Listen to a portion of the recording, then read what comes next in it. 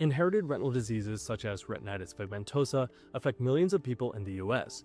These conditions are often characterized by the early and progressive loss of rod photoreceptors, followed by a delayed loss of cones. But long before cone death, a series of dramatic changes occur within the retina.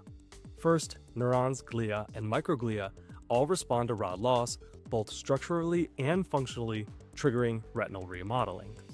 However, this story of degeneration may not be as grim as once previously thought.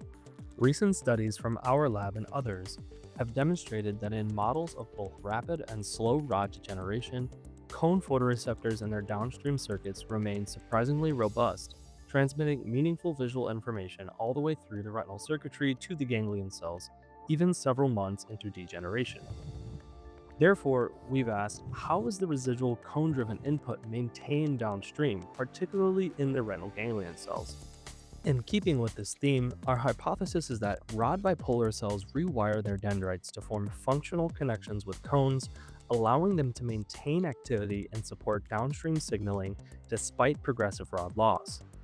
To address our hypothesis, we used a combination of single-cell and whole retina electrophysiological recording techniques in 3 separate genetic mouse lines. For single-cell recordings, we performed whole-cell patch clamp on vertical retinal slices to directly measure light-evoked responses from individual bipolar cells. In parallel, we also performed ex vivo ERGs, or electroretinograms, to assess population-level photoreceptor and bipolar cell function as recorded A waves and B waves from isolated retinas. Together, these complementary approaches allow us to examine both the cellular and circuit-level functional consequences of photoreceptor degeneration. The first question we aimed to answer was, is it possible that rod bipolar cells, which normally contact rods, functionally rewire to cones during rod degeneration?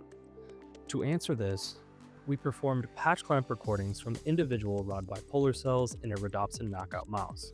In this model of degeneration, rods do not respond to light and they die relatively slowly. Interestingly, rod bipolar cells here exhibited robust light-evoked responses, resembling both the kinetics and sensitivity profiles of cone-driven signaling, despite the lack of rods. So, while previous anatomical studies suggested this possibility, these recordings demonstrate directly that cone input to rod bipolar cells is functionally active. So this raises the next fundamental question. Under what circumstances does this rewiring occur?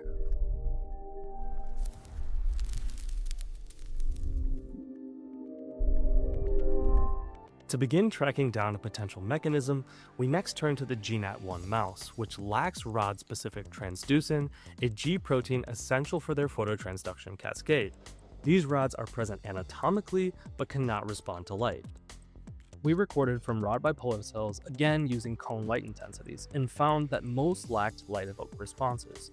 This suggests that the absence of phototransduction in rods is insufficient to trigger rewiring. To further probe the mechanism, we next turn to the ELFN1 mouse model. ELFN1 is a presynaptic molecule that's essential for the formation and maintenance of synapses between rods and rod bipolar cells, but not cones. In these mice, rods are present and responsive to light, but they fail to form functional synapses with rod bipolar cells. Here we found that rod bipolar cells were again unresponsive, even to cone light intensities.